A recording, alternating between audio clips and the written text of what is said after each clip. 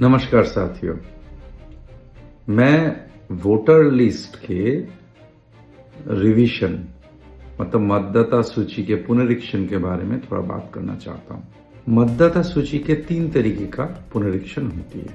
पहले तरीका जो साल में हर समय होती रहती है उसको कहते हैं SRER, special revision of electoral roll, जिसके तहत साल में कभी भी आप नाम जुड़वा सकते हैं, नाम हटा सकते हैं या जानकारी में परिवर्तन कर सकते हैं। दूसरा है SSR, स्पेशल समरी रिवीजन, जो कोई भी निर्वाचन से 3 महीने पहले शुरू किया जाता है, चाहे वो विधानसभा निर्वाचन हो, चाहे लोकसभा निर्वाचन हो, चाहे वो कोई उपनिर्वाचन हो।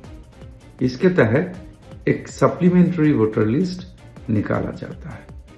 तीसरे तरीका है SIR, स्पेशल इंटेंसिव रिवीजन, मतलब मतदाता सूची के विशेष गहन पुनरीक्षण। ये कभी कभी होता है। भारत में अभी SIR का दौर चल रहा है। ऑलरेडी बिहार में SIR हो चुका है। अभी 12 राज्यों में SIR चल रही है। इससे पहले भारत में 2002 से 2004 तक ये 3 साल में अलग अलग राज्यों में SIR हो चुका है। अब हम आते हैं SRER के तहत, special revision of electoral rolls, जिसके माध्यम से साल में कभी भी आप नाम जोड़ सकते हैं, नाम को हटा सकते हैं या नामों में आपत्ति कर सकते हैं, या आपके जानकारी में कोई परिवर्तन अगर आप चाहते हैं वो करा सकते हैं।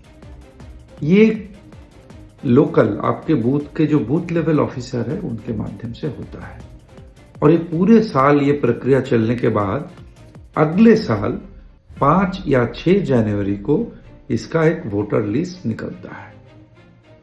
अब आते हैं SRER के तहत जो जानकारी है उसके बारे में पता करने। पहली बात है, अगर आपके घर में कोई 18 साल से ऊपर व्यक्ति है जो भारत के आम नागरिक है, जो मानसिक तौर पे स्वस्थ हैं एवं भारत के कोई भी अदालत द्वारा प्रतिबंधित नहीं है, वो फॉर्म 6 के तहत अपना नाम वोटर लिस्ट में जोड़ने के लिए आवेदन कर सकता है। उसके साथ उनको अपने जन्मतिथि एवं जन्म स्थान प्रमाणित करने वाला कुछ दस्तावेज भी जमा करना पड़ेगा।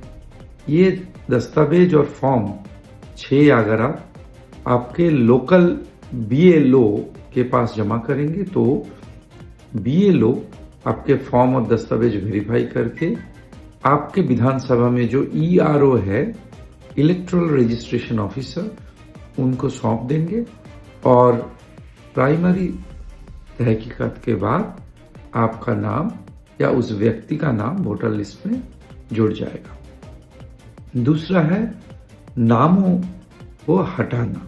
वोटर लिस्ट में नाम हटाने का 2 प्रक्रिया है। पहला प्रक्रिया है आवेदन के माध्यम से, दूसरा प्रोविजन है आपत्ति के माध्यम से। अगर परिवार के कोई व्यक्ति उसी परिवार का किसी का नाम वोटर लिस्ट से हटाना चाहते हैं या चाहती हैं तो फॉर्म 7 के तहत वो कर सकते या कर सकती हैं। उसके लिए भी उनको कुछ दस्तावेज जमा करना पड़ेगा। कहाँ से नाम हटाया जा सकता है? मान लीजिए कोई घर में स्वर्गवासी हो गया है, उनका नाम आप फॉर्म 7 के तहत भर के साथ में डेथ सर्टिफिकेट लगा के हटा सकते हैं। घर में किसी की शादी की वजह से वो दूसरी जगह चली गई हैं, उनके नाम भी आप फॉर्म 7 के तहत हटा सकते हैं। इसको कहते हैं आवेदन। आपत्ति कहाँ है? उस विधानसभा के कोई भी आम वोटर उसी विधानसभा के कोई एक व्यक्ति के वोटर लिस्ट में नाम रहने के बारे में आपत्ति दर्ज करवा सकते हैं। कहाँ ये नाम आपत्ति दर्ज हो सकती है? इसको कहते हैं ASD। A का मतलब है एब्सेंट, जो बहुत दिन से अपने विधानसभा में अपने बूथ में अनुपस्थित है, वो अपने इलाके में रहते ही नहीं, उनके नाम पे भी फॉर्म 7 के तहत आप आपत्ति दर्ज करवा सकते हैं। इसका दो मतलब है।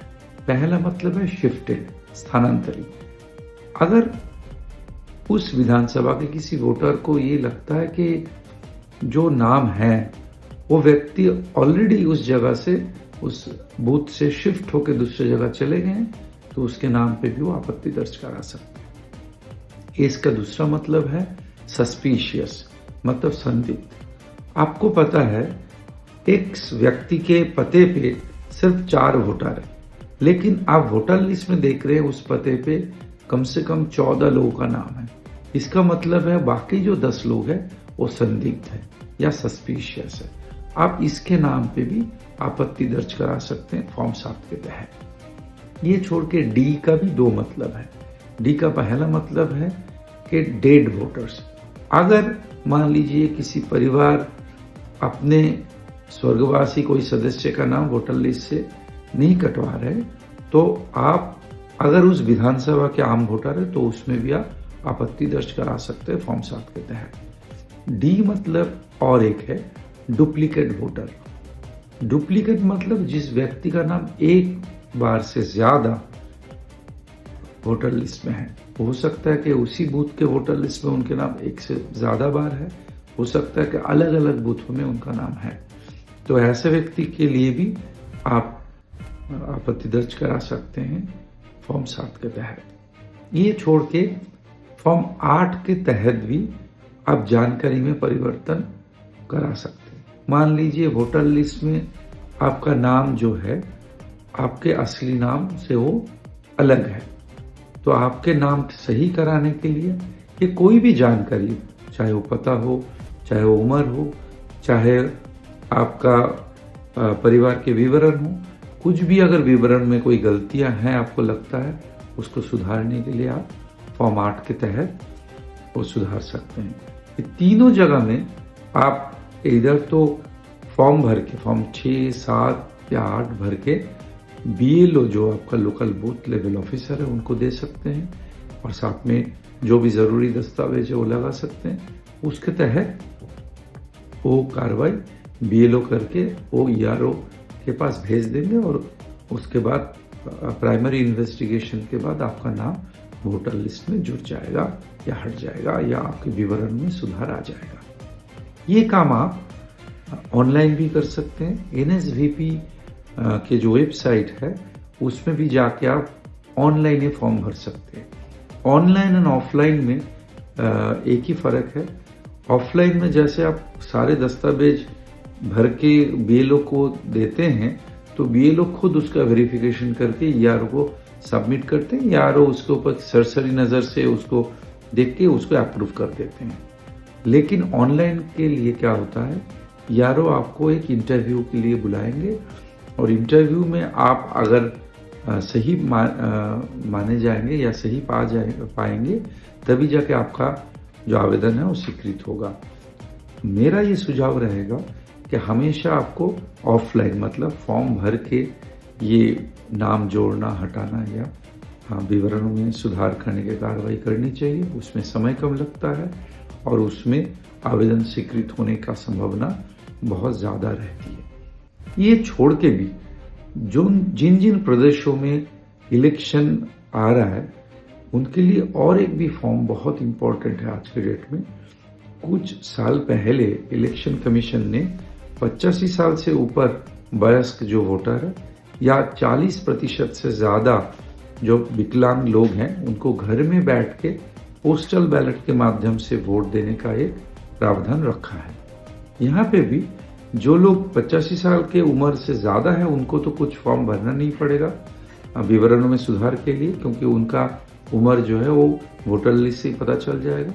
लेकिन जो 40% से ज़्यादा विकलांग है उनको फॉर्म 8 के तहत आपके खुद के अपने जो विकलांगता है उसको वहाँ पे डिक्लेयर करना पड़ेगा, और उसके लिए कोई प्रमाण करने वाला कोई दस्तावेज लगाना पड़ेगा। उसके बाद जब ये स्वीकृत हो जाएगा तब आप 85 साल के ऊपर वाले के लिए भी लागू है और 40% ज़्यादा जो विकलांग है उनके लिए भी लागू है। दोनों को फॉर्म 12D के तहत इलेक्शन कमीशन ऑफ इंडिया को आवेदन करना पड़ेगा कि उनका वोट घर में ही पोस्टल बैलेट के माध्यम से ले लिया जाए। फॉर्म 12D आपको BLO को सौंपना पड़ेगा। BLO उसको प्राइमरी वेरिफिकेशन के बाद ERO को दे देंगे और ये नोटिफिकेशन के 5 दिन के अंदर ही आपको इलेक्शन के नोटिफिकेशन के 5 दिन के अंदर देना ज़रूरी होता है। उसके बाद देंगे तो ये स्वीकृत नहीं होगा। और आपका अगर आवेदन स्वीकृत हो जाता है तो जिस दिन पोल होता है आपके बूथ में, जिस दिन पोलिंग डे है, उससे 7 दिन पहले के अंदर कोई भी समय में BLO आपके घर में आके आपका वोट पोस्टल बैलेट के माध्यम से लेके जाएंगे। एक बहुत अच्छा एक प्रावधान है और राजनीतिक पार्टी के लिए ये बहुत बड़ा एक मौका है कि वो जाके इन सब लोगों को 85 साल से ऊपर जो उम्र वाले हैं और जो 40% से ज़्यादा जो विकलांग है उन लोगों का वोट पोस्टल बैलेट के माध्यम से बनवाएं, ताकि ये देखा गया है कि जितने लोग ऐसे वोट डालते हैं वो अमूमन जिन लोगों के माध्यम से उनका वोट बनता है घर पोस्टल बैलेट के माध्यम से, उनको ही वोट डालते हैं। और ये संख्या काफ़ी ज़्यादा है। इलेक्शन कमीशन ऑफ इंडिया और सेंसस के मुताबिक ऑलमोस्ट भारत में 2.3% लोग इस कैटेगरी में आती है। तो ये बहुत बड़े संख्या के एक लोग हैं। इनके लिए आप लोगों खास करके राजनीतिक कर्मी जो है उनको ध्यान देना चाहिए, ताकि उनके राजनीतिक पार्टी के समर्थन और भी ज़्यादा से ज़्यादा बढ़े। धन्यवाद।